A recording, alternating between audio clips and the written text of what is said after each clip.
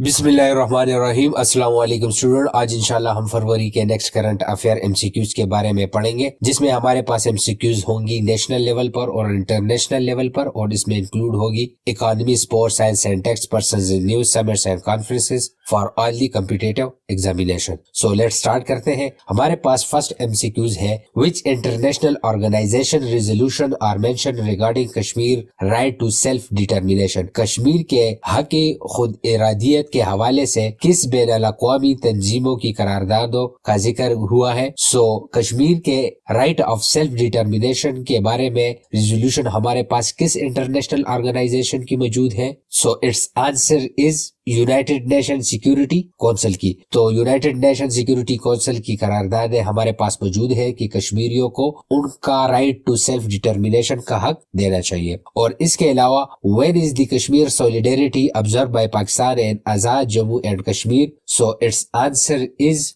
5 फरवरी। तो 5 फरवरी को कश्मीर सॉलिडेरिटी पाकिस्तान और आजाद जम्मू कश्मीर में ऑब्जर्व की जाती है। इसके अलावा what is the main purpose of observing Kashmir solidarity day. So it's answer is supporting the just struggle of Kashmiris for the right to self-determination. This is the main reason behind the observing Kashmir Solidarity Day.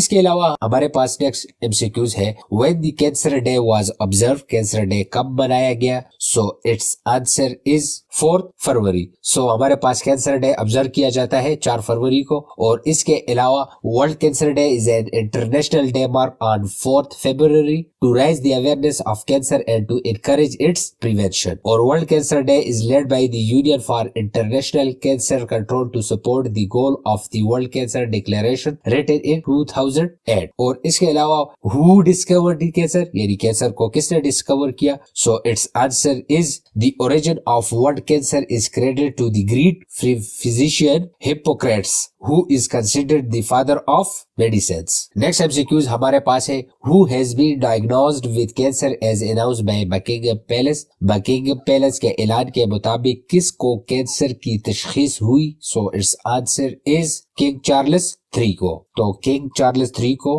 Cancer की तशखीस recently हुई है। सो इसी तरह जबरदस्त videos के लिए please subscribe start इकरा, और please अपनी राय का इजहार कमेंट बॉक्स में जरूर कीजिएगा और अपने दोस्तों के साथ इस वीडियो को शेयर कीजिएगा। सो लेट्स स्टार्ट करते हैं नेक्स्ट एमसीक्यूज। नेक्स्ट एमसीक्यूज हमारे पास है, how old was Namibia president Hage Geingob when he passed away. यानी नमीबिया के सदर हैज जेनोब की उम्र कितनी थी जब वो इंतकाल कर गए हैं। सो इट्स एज इज 82, और इनको कैंसर की वजह से इनकी डेथ हुई है। इसके अलावा what significant role did Hage play in Namibia. Namibia ने इन्होंने क्या सिग्निफिकेंट रोल अदा किया। So it's answer is it is the chief architect of Namibia constitution. ये चीफ आर्किटेक्ट है नमीबिया के कॉन्स्टिट्यूशन के। और इसके अलावा what did Hage Geingob became Namibia president for the first time. तो पहली दफा सदर कब बने, तो 2013 में पहली दफा सदर बने। इसके अलावा Hage Gottfried Geingob was a Namibian politician who served as a third president of the Namibia from 2015 until his death in February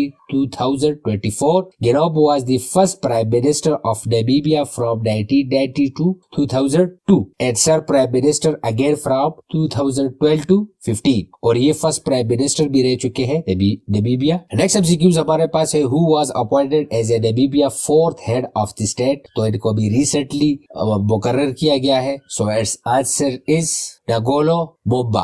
Dagolo Momba is the new 4th Namibia head of the state, और इनको है गिनोब के 4th होने के बाद मुकर्रर किया गया है। नेक्स्ट एमसीक्यूज हमारे पास है, what is the death toll from central Chile wild fires as mentioned in the text. यानी अभी रिसेंटली चिली में जो विल्ड फायर हुई है तो उसमें कितने लोग 4th हो चुके हैं। सो इट्स आंसर इज 120। ये बहुत बड़ी सतह पर आग लगी है चिली में, जिसकी वजह से 120 लोग मौके पर ही दम तोड़ गए हैं। और ये स्टार्ट हुई थी accidental fires and then directly started by lighting. और इस आग में तकरीबन कितने एकड़ जगह जल गई है। So it's answer is 64,000 hectares. Next MCQs हमारे पास है, who won the Rustam Punjab dangal title. Rustam Punjab dangal का टाइटल किसने जीता। So it's answer is Sanwal Jakar पहलवान ने। और इसके अलावा who was awarded the title of Sher Punjab, सो ये शेर पंजाब टाइटल मिला शहजाद पचर